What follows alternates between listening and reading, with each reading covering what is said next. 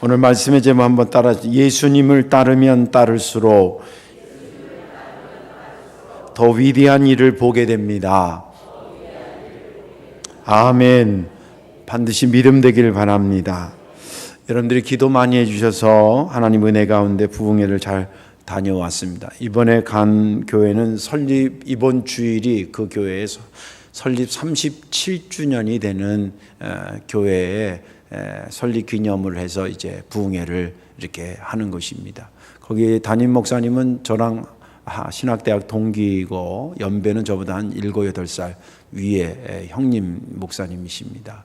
그분이 거기서 사역한 지는 한 34년 됐다 그래요. 근데 너무 존경스럽고 거기 오래 있었던 것만도 존경스러운데 그가 거기서 주님의 뒤를 따르면서 이루는 그 교회와 그 목사님의 그 일들을 이렇게 제가 간증 들으면서 참 은혜를 많이 받았습니다.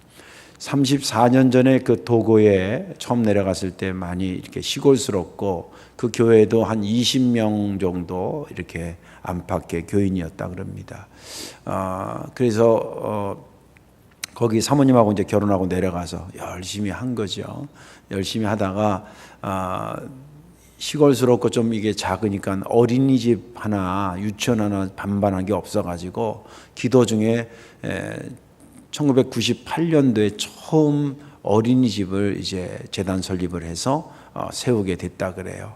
그래서 어린이집을 이렇게 하다가 어떻게 하면 이 교회, 우리 교회가 이 지역에 좀 도움이 될까 이런 거룩한 고민을 하다가 성령님께서 또 한 걸음 한 걸음 이렇게 자꾸 인도해 가셔서 대학원에서 석사기를 이제 사회복지 쪽에 석사기를 합니다.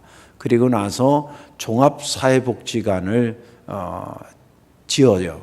그래서 보니까 한 4층 정도 건물인데 거기에 가서 이제 사랑의 도시락 나누기 같이 반찬 같은 거 싸서 이렇게 일주일에 3번인가 이렇게 교인들과 함께 나눠주는 것도 있고 노인대학 같은 것도 있고 제가 그날 갔을 때도 문화광자 같은 건데 나이 드신 분들 어떤 강사가 외부에서 오더라고요. 그래서 무슨 노래하면서 율동도 같이 하면서 이렇게 건강 같은 그런 것도 하고요. 그리고 이제 그걸 하다가 시골에 이제 여기도 그렇지만 나이 드신 분들 요양해야 될 분들이 한둘씩 자꾸 늘어나면서 요양원을 또 그 법인 설립한 데서 세우게 됩니다. 거기도 좀 이렇게 규모가 있더라고요. 한 4, 5층 돼서 이렇게 있더라고요. 그걸 하다가 한 2년 전에는 노인들 교인 노인뿐만이 아니라 지역에 있는 노인들 그 일자리 창출적인 차원에서 무슨 협동조합을 만드는 뭐 이런 거 제가 이번에 4일 동안 사회복지 쪽에 공부를 많이 하고 왔어요. 예. 아무튼 그 협동조합 같은 거 이렇게 해서 일자리 창출할 수 있는 그래서 커피 그 전문점을 이렇게 세워가지고요. 거기에 이제 나이 드신 분들이 바리스타 교육 받아서 일하게 하는 그런 것도 해서 그 운영을 하고 있더라고요. 교인은 한 100여 명 되는데 벌써 4개잖아요. 어린이집, 종합사회복지관, 요양원, 그다음에 그 카페까지 이 4개를 큰 교회도 참 하기 힘든 것을 그렇게 하고 있더라고요. 그래서 참 은혜를 받았는데 제가 진짜 은혜 받은 거는 사회복지기관을 많이 한다 그래서 은혜 받은 게 아니고 그분을 인도해 가시는 하나님의 손길이 보였다는 거예요.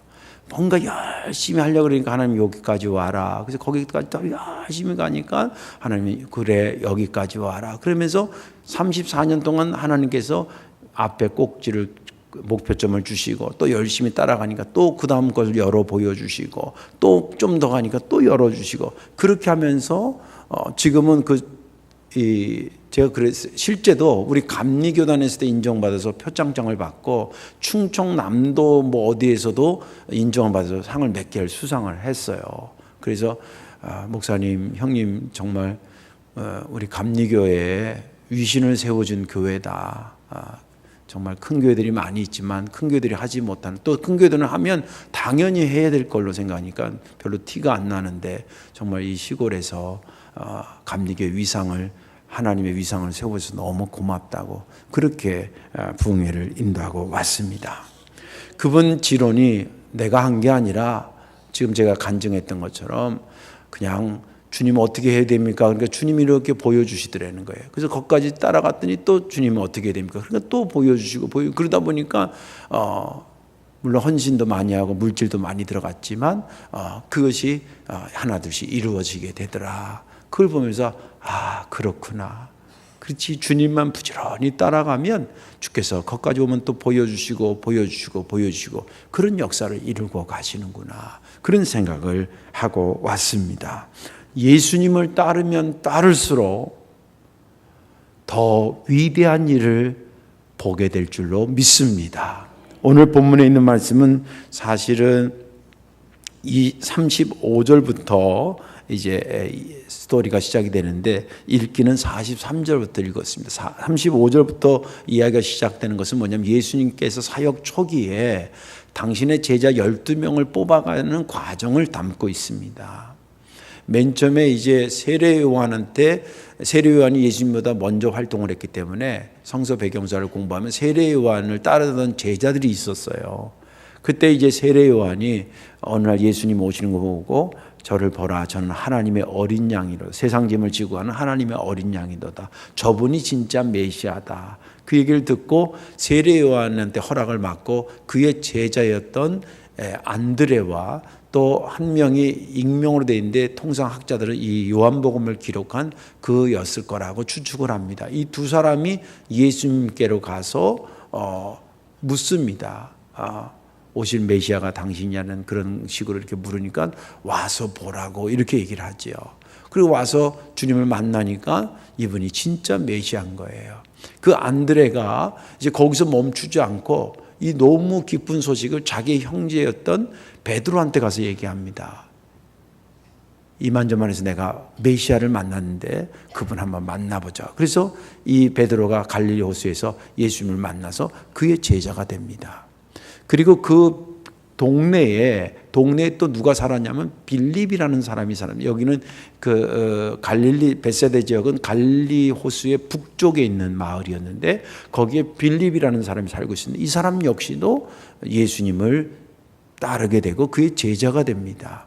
그가 딱 만나니까 보통 분이 아니거든요. 정말 그토록 기도하면서 기다렸던 메시아가 온 것을 확신하고 자기 친구 중에 누가 먼저 싹 떠올랐냐면 여기 나와 있는 그 나다나엘이 있잖아요.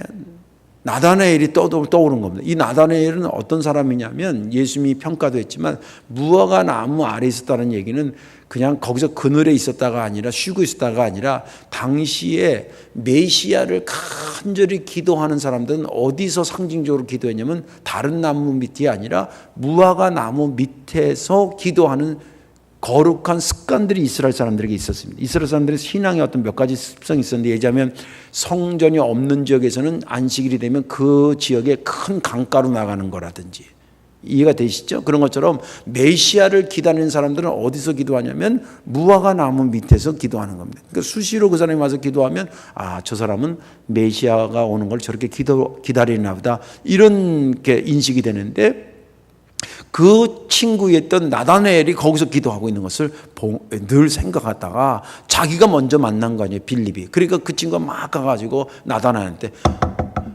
우리가 내가 기다렸던 그 메시아, 너도 기다리는 그 메시아를 우리가 만났다고. 그러니까 이 나다나엘이 누군데, 어떤 분인데, 그랬더니 요셉이라는 사람이 나사렛 사는데 그 나사렛 출신 예수야.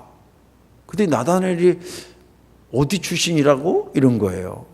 그러니까, 나사렛 그 촌구석에서 당시의 고증을 보면 거기 한 400명 정도가 사는 조그마한 마을이었거든요. 갈릴리 지역에. 그러니까 원래 메시아는 베들레헴에서 난다는 것도 알고 있는데다가 뜬금없이도 나사렛에서 났다 그러니까, 그 시골에서 뭐 선한 게 뭐고 나갔어. 근데 하도 친구가 그러니까 친구 따라 이제 한번 속는 셈 치고 온 거예요. 누구한테? 예수님 앞에 온 겁니다. 예수님 오는 것을 딱 보고 이 사람이 정말 참 이스라엘 사람이다. 저에게는 간사한 게 없다. 진실한 자다. 메시아를 기다리는 자다. 이렇게 얘기를 하니까 나다나엘의 기분도 좋았겠지만 자기가 정말 메시아를 기다리고 있는 걸 예수님이 꿰뚫고 보고 있잖아요. 지금 그 얘기를 툭 하는 거잖아요. 그러니까 저를 어떻게 하세요? 이렇게 물어봅니다.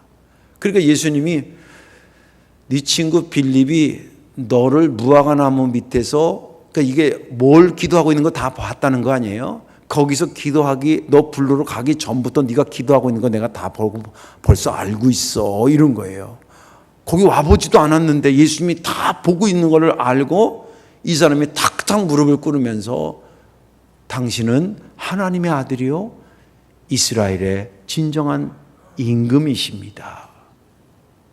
그렇게 고백하면서 고개를 떨굽니다. 그러니까 그 고개를 떨구고 있는 나다나엘을 주님이 이렇게 보시면서 나다나엘아, 내가 너 무화과나무 밑에서 이렇게 투시 은사처럼 거기 있는 거 봤다 그래서 깜짝 놀라서 나를 믿는데 네가 계속 나를 따르며 인자 위에 하나님의 천사들이 오르락내리락 하는 이 엄청난 것 그 이상으로 더 큰 일을 보게 되리라. 할렐루야. 거기까지가 본문입니다. 나중에 후문으로 가면 이 나다나엘이 누구냐면 바돌로메라고 하는 예수님의 12제자에 속해 있는 사람이에요. 원래 이름이 이제 나다나엘이고 바돌로메라는 것은 바는 아들이라는 뜻이에요. 그래서 돌로메의 아들 그 뜻입니다. 그러니까 사실은 그 이름은 아니고 진짜 이름은 나다나엘인데 예수님의 그 이름에는 나다나엘로 이렇게 된 그 12제자 안에 들어간 사람이 이 사람입니다. 예수님의 말씀대로 이 나다나엘은 그 이후에 엄청난 하나님의 일을 예수님을 따라가다가 많이 경험하고 본 그런 사람으로 일생을 살게 됩니다. 제가 지난 주간에 이 본문을 보면서 은혜가 된 것은 50절이었는데 예수께서 대답하여 이르시되 내가 너를 무화과나무 아래서 보았으므로 믿느냐? 이보다 더 큰 일을 보리라. 이보다 더 큰 일을 보리라. 이 말씀이 은혜가 됐던 것은 우리가 잘 이해가 안 되고 또 때로는 힘들긴 하지만 예수님을 꾸준히 이렇든 저렇든 그래도 예수님 뒤를 따라가게 되면 우리가 상상할 수 없는 점점점 큰 하나님의 세계를 목격하게 될 거라는 희망이 생기면서 은혜가 됐습니다. 저만의 은혜가 되지 않고 저와 여러분들 모두에게 은혜가 되기를 주님의 이름으로 축원합니다. 왜 예수님을 따르면 따를수록 더 위대한 일을 보게 되는 것일까 궁금하지 않습니까? 그 첫째는 하나님께서 일하시는 원리 때문에 그렇습니다. 조금 어려운데 잘 들으셔야 됩니다. 왜 주님을 계속 따르면 점점점 위대한 것을 보게 되느냐? 그것은 하나님의 일하시는 원리와 방법이 그렇기 때문에 그렇습니다. 오늘 여기 본문 읽지 않았습니다만 35절부터 제자들을 뽑는 그런 거라 그랬잖아요. 여러분들 어느 성경은 이제 예수님이 하신 말씀은 빨간 글씨로 써 있으니까 그 빨간 글씨 성경으로 되어 있는 부분들은 한번 보세요. 주님께서 보면 38절에 예수께서 돌이켜 그 따르는 것을 보시고 물어 이르시되 무엇을 구하느냐? 너희가 요구하는 게 뭐냐? 이렇게 질문하죠. 그리고 나서 39절에는 와서 봐라 이렇게 돼 있어요. 그죠? 그 다음에 42절은 내가 요한의 아들 시몬이니 장차 게바라 하리라 고 말씀하셨고 43절에는 나를 따르라 이렇게 돼 있어요. 이게 제자들을 뽑을 때에 하셨던 말씀인데 이것이 뭘 의미하냐면 필요를 물어보는 것, 그 다음에 그 필요에 대해서 39절에서는 해답을 주고 39절에서 해답을 얻은 그를 변화시키시고 42절에 변화시킨 그를 43절에 하나님의 사역으로 이끌어 가시는 거예요. 이 흐름을 보면 한 사람을 점점 위대한 것을 보여주면서 어느 자리로 데려가냐면 복된 자리로 데려가는 그런 원리가 깔려져 있습니다. 여러분들 점점점 만나면서 그 사람이 반드시 위대한 일을 점점 더 보게 되고 점점점 복된 자리로 가리라는 법은 없어요. 누가 이끌어가느냐에 따라서 그럴 수도 있고 그렇지 않을 수도 있어요. 예를 들자면 사기꾼 같은 것들이 악한 마귀가 자기가 천사를 가장하고 슬슬 꼬셔가는데 맨 처음에는 좋은데 점점점 갔는데 나중에 가서는 멸망으로 데려가는 경우도 있는데, 하나님의 원리는 그렇지 않네. 너 무엇을 구하느냐? 네가 문제가 뭐냐? 그래, 와서 봐라. 문제를 해답해 주는 거 아니에요? 와서 문제를 해답한 자에게 내가 너를 변화시켜서 이름이 원래는 시몬이지만 너 베드로로 바꿔주겠다는 거예요. 베드로로 바꿔주고 변화시켜 주신 다음에 변화된 그를 가지고 또 어디로 데려가면 나를 따라라. 그러면 점점점 위대한 일을 보게 하리라. 그런 것들을 말씀하시는 겁니다. 이런 방법과 원리를 신학적으로 뭐냐면 점진적 계시 방법이라 이렇게 얘기합니다. 점진적 계시라. 점진적 계시라고 하는 것은 하나님께서 한 번에 다 보여주면 다 이해를 못하니까 조금 보여주고 잘 따라오는 자에게 그 다음 것을, 그리고 점점 더 가면 그 다음 것을. 우리도 마찬가지. 초등학교 1학년 때 수학이 있고 초등학교 2학년 때 과목 똑같이 수학이 있는데 1학년 때는 요만큼 가르쳐 주는 거예요. 이게 몇 개야? 한 개입니다. 이게 몇 개지? 두 개입니다. 이런 것도 가르쳐 주다가 2학년 가서는 이 두 개랑 요거 두 개를 합치면 몇 개일까? 이런 거예요. 뭐 이러면서 같은 과목이 수학인데 하나둘씩 점점 깊어지죠. 그런 것처럼 점진적 계시라고 하는 것은 그런 거예요. 하나님께서 알파와 오메가가 됐다는 얘기는 처음과 끝을 그분이 다 주관하신다는 거예요. 우리는 지금 알파에서부터 시작해서 오메가로 가고 있는 어느 시점에 우리가 지금 있는 거예요. 우리 아들들하고 어딜 가면 걔네들이 항상 집요하게 묻는 질문이 있어요. 아빠 몇 분 남았어요? 아빠 얼마나 더 가야 돼요? 지금 저는 목적지까지 어디인 걸 알기 때문에 대충 얼마 걸린다는 걸 알고 하는데 얘네들은 처음 가는 거랑 모르니까 자꾸 물어봐. 얼마 남았어요?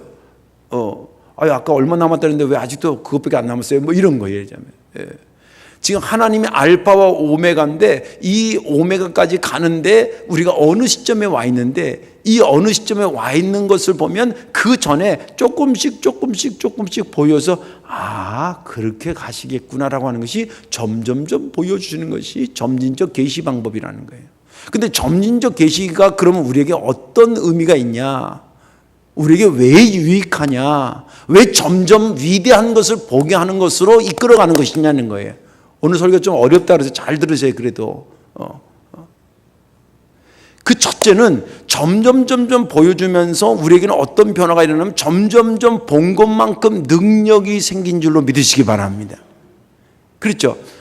여러분들 젊은 애들 외국에 한 번씩 내보내고 유학 보내고 그러면 세계 물물을 보면 확실히 여기서만 있는 것보다 식견이 넓어지는 건 사실이에요. 영어가 진짜 필요하구나. 나가보니까 영어 하나도 못하니까 이거 완전 반벙어리네 이거. 그리고 와가지고 막 영어 하는 거. 예를 들자면 그런 것처럼 하나님이 점점점 보여주시고 들려주시면 그 말씀을 보고 듣는 것만큼이 내게 뭐가 되냐면 능력이라 이거예요.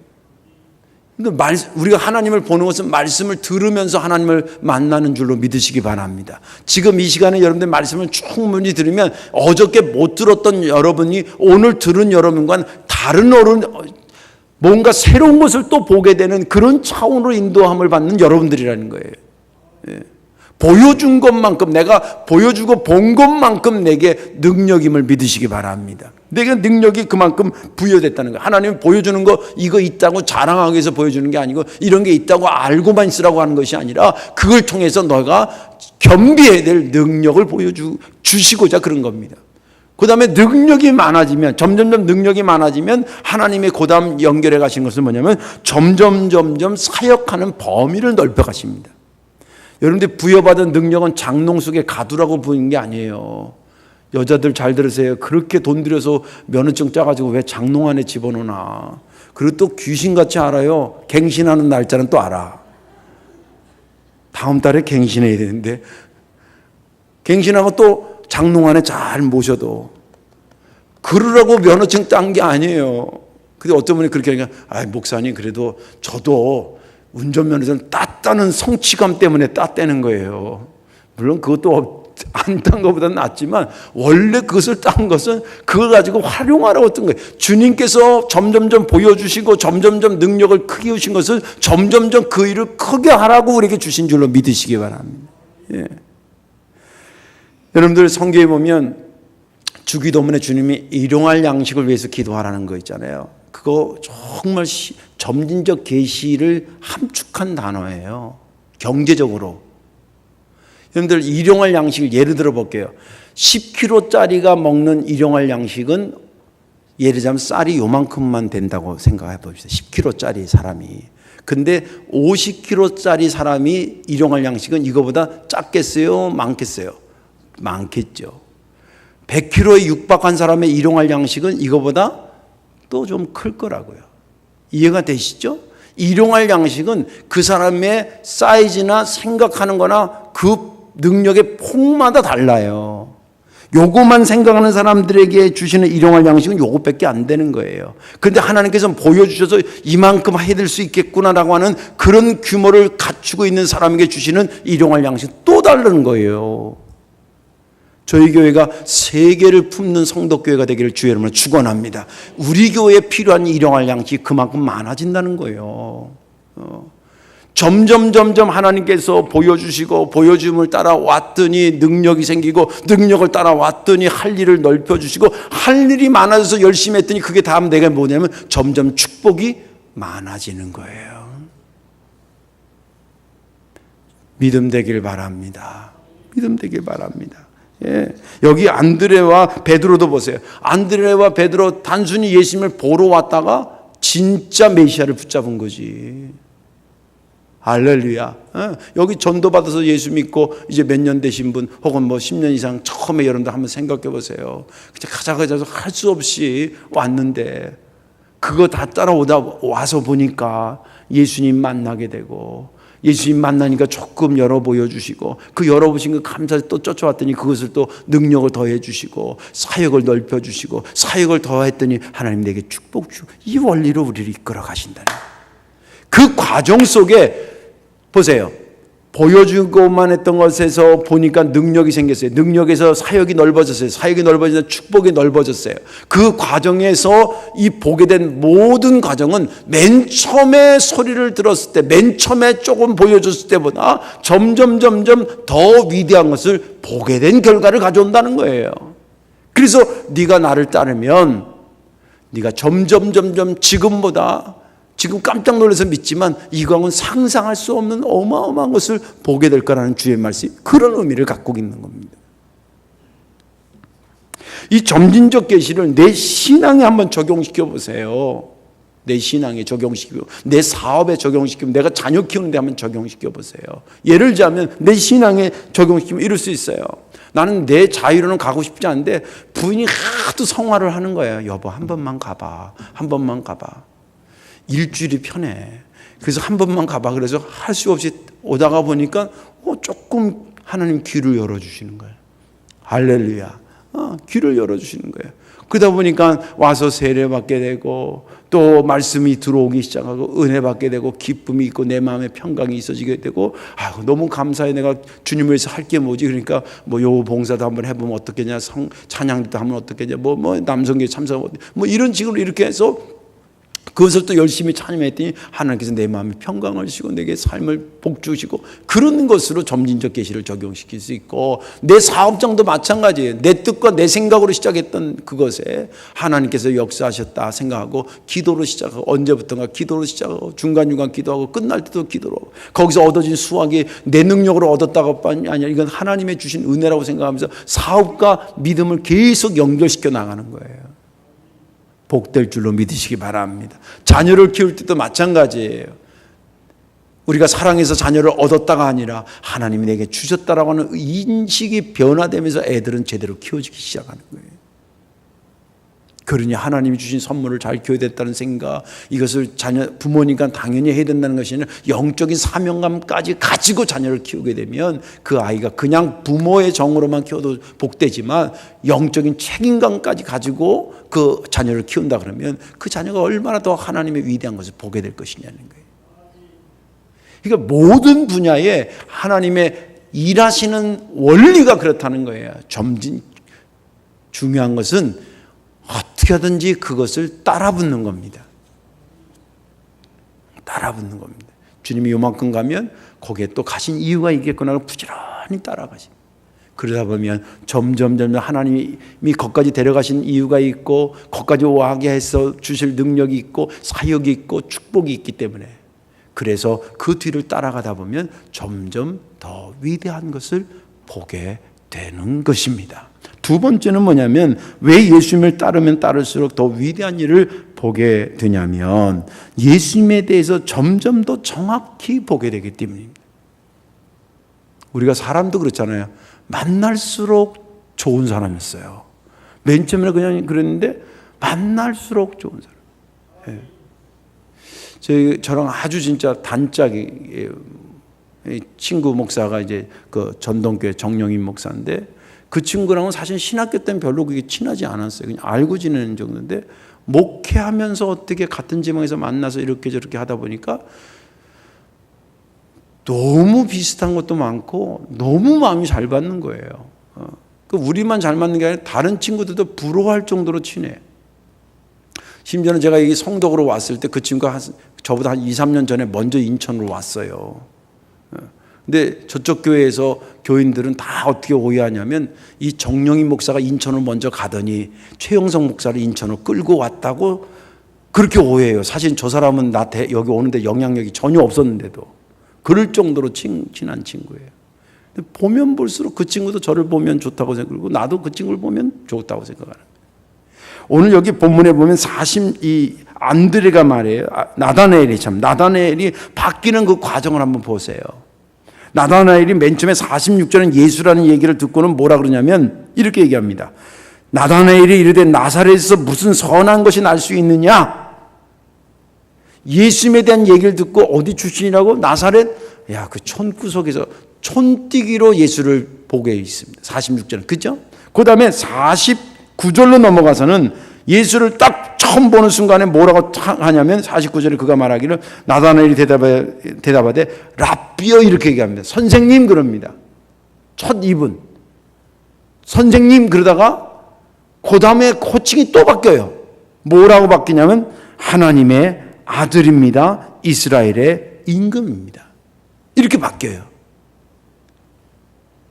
이렇게 바뀌게 되는 과정이 사실은 뭐가 있다고 생각하십니까? 사실은 예수님은 그가 촌뛰기로 부를 때도 예수님이었고, 그래 안 그래? 그죠? 랍비라고 부를 때도 예수님이었고, 또 메시아라고 부르고 하나님의 아들이라고 부를 때도 예수님이었어요. 예수님은 바뀐 게 하나도 없어. 근데 예수님을 부르는 나다나엘의 호칭이 바뀐 거예요. 촌뛰기에서, 선생님에서 메시아로 바뀌었어요. 뭐가 바뀐 겁니까? 그 사람한테 어떤 변화는 딴 게 없어요. 그가 예수님을 듣기만 하다가 좀 더 가까이 가서 처음 대면하다가, 그리고 그 깊은 내막을 보니까 보면 볼수록 주님이 쭉쭉쭉쭉 다르게 보이는 거. 여러분, 호칭이라고 하는 것은 내가 저 사람에 대한 생각을 단어로 표현하는 거예요. 아줌마 그럴 때는 저 아줌마는 아줌마라고 내가 생각하기 때문에 표현하는 거예요. 제가 한 번은 어디 버스 어디 때 어떤 애가 나보러 아저씨 그러더라고요. 근데 내가 순간 야단칠 뻔했어요. 목사님한테 아저씨라고. 그 가만히 생각해보니까 걔는 우리 교회가 아니잖아요. 길에서 만난 사람이니까 아저씨지. 걔한테는 나한테는 아저씨밖에 범위가 안 되는 거예요. 근데 우리 교회 애들은, 제가 우리 교회 애들한테 목사님이라는 얘기도 듣고요, 어떤 얘기도 들은 줄 아세요? 목사님 인사하면서 예수님 안녕하세요 이런 소리 들었어요. 내가 이런 사람이에요. 그래서 난 예수님 아니고 목사님이야. 목사님이에요? 이래요. 자기가 생각하는 것을 호칭으로 표출하는 거 아니에요. 촌뛰기라고 그랬을 때는 이 나다나엘의 생각 속에는 예수님이 촌뛰기밖에 안 된 거예요. 선생님 그럴 때는 그냥 좀 남보다 잘 가르치는 정도로 보였던 거예요. 그런데 점점 주님을 만나고 깊어지면서 이분은 촌뜨기도 아니고 선생님으로 부르기도 너무 아깝고 이분이야말로 정말 하나님의 아들이고 메시아라고 우리를 다스릴 왕으로 보이기 시작한 거예요. 뭐 이런 변화가 그가 촌뜨기로 봤을 때의 범위가 이만큼이라면 선생님으로 볼 때가 범위가 이만큼이고 하나님의 아들이요 이스라엘 왕이라고 메시아로 볼 때는 그 범위가 훨씬 더 넓어지는 거예요. 어떤 변화가 일어난 겁니까? 예수님을 듣고 만나고 깊이 사귀면서 호칭이 달라지는 거예요. 호칭이 달라진 것은 그가 본 것이 그만큼 더 많아졌다는 것을 의미해요. 우리도 그렇잖아요. 예수님을 처음 전도받아서 왔을 때 또 와서 은혜 받았을 때 아까도 얘기한 것처럼 변화되면서 그 뒤를 잘 따라가니까 점점 야 이게 참 하나님의 세계가 이렇게 무궁무진하구나 라고 하는 것이 보여지고 보여진 것만큼이 우리에게 복이고 그것이 점점 더 위대한 것을 보게 되는 결과라는 거예요.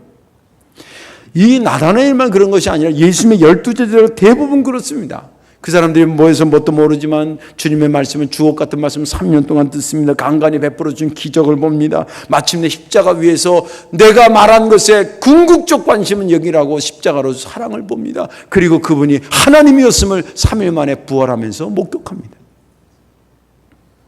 예수님에 대해서 점점점 알게 되면서 제자들도 맨 처음에 선생님이라고 그랬다가 랍비라고 그랬잖아요. 랍비요. 그러다가 점점 그분에 대해서 주는 그리스도시요 살아계신 하나님의 아들이라는 고백을 하게 되고 그리고 마침내는 그 뒤를 따르는 제자들이 돼서 예수님처럼 그들도 한결같이 복음을 위해서 순교하는 자로 인생을 마감하게 됩니다. 그렇게 되는 이유는 예수님은 본질이기 때문에 그렇습니다. 예수님은 하나님이라는 것은 본질이에요. 철학적으로는 가지가 아니라 뿌리라는 이 말이에요. 본질이라는 거예요. 내가 곧 길이요 진리요 생명이라는 것도 역시 본질이라는 겁니다. 항상 본질을 보면 모든 것에 응용력이 생기는 겁니다. 가지를 보면 그것으로 끝나지만 예를 들면 오늘이 주일입니다. 주일을 오늘 며칠이죠? 23일? 9월 23일 공휴일 요거로 보는 사람은 그거예요. 그런데 이것은 주일이다라고 생각해서 이 날의 본질을 깨닫게 되면 이 날에 어떤 것을 해야 될지에 대한 생각이 무궁무진해지는 거예요. 길을 모르는 사람들에게 일상 사는 사람들을 우리가 인생을 길이라고 표현할 때가 많은데 일상 누구든지 길을 가는데 길인지 모르고 길을 가고 여기가 어느 길인지 모르고 길을 가는 거예요. 어느 시인의 얘기처럼 목적지를 알고 가는 자의 뒷모습은 아름답다. 그런 시가 있어요. 그냥 어디를 가는데 이게 어디를 가는 길인지 왜 가는지도 모르고 여기 한번 기울였다 저기 한번 기울였다 이런 사람의 뒷모습은 아름답지 못한 거예요. 근데 인생 그런 사람들이 많다 이 말이야. 그런 입장에서 주님이 길이라고 얘기할 때 그 길을 발견한 사람은 정말 제대로 된 것을 잡는 거죠. 진리라는 것도 역시 마찬가지 아닙니까? 모든 사람은 본질적으로 뭔가 진리를 추구하는 마음이 있는데 문제는 뭐가 진리인지를 모르는 거예요. 내 생각이 진리인 것 아닌데도 그것인가라고 착각하기도 하고 말이죠. 그런 경우라든지 생명 누구든지 소중히 여기잖아요. 그런데 영원한 생명이 누구로부터 오는지를 모르는데 주님께서 내가 곧 길이요 진리요 생명이고 이것을 이루기 위해서 그가 헌신적으로 해서 이루신 것을 예수님을 보면 볼수록 보이거든요. 우리가 문제를 갖고 있었는데 길을 모르고 그리고 생명이 뭔지 모르고 그리고 진리가 뭔지 모르고 있는 우리들에게 문제를 갖고 있던 우리에게 주님께서 오셔서 보니까 그분이 다 내 문제의 해답이 되더라는 거예요. 그 해답의 껍질을 하나씩 벗길 때마다 새롭게 보여지는 것이 우리가 점점 하나님의 위대한 세계를 보게 되는 결과가 되는 것입니다. 제가 성경을 읽을 때마다 참 감탄하는 게 있어요. 분명히 제가 이게 전에 읽으면서 빨간 줄 치고 그렇게 해서 전에는 똑같은 본문인데 요만큼 이해가 되는데 때 목회 연륜이 쌓이고 또 여러 경험들이 쌓이고 또 기도가 쌓이고 그리고 나서 몇 년 뒤에 그 본문을 똑같이 보는데 또 새롭게 보이는 거예요. 이게 마치 요술 같아 진짜. 말씀을 보면 여기까지가 이제 마지막 종착점 같구나라고 했는데 또 몇 해 뒤에 그 뒤를 본문을 보면 또 새로운 것이 열리는 거예요. 새로운 것이 열릴 때에 그 전에 못 보았던 것보다 훨씬 더 위대한 일을 보게 되는 것입니다. 주님을 만나면 만날수록 그분의 세계가 무궁무진하다라고 하는 것을 깨닫게 되는 자의 모습인 것입니다. 이제 말씀을 정리합니다. 자, 예수님을 따르면 따를수록 점점점 위대한 일을 보게 된다고 주님 우리에게 말씀하셨습니다. 이제 숙제가 뭐냐면 예수님을 계속 따르는 것입니다.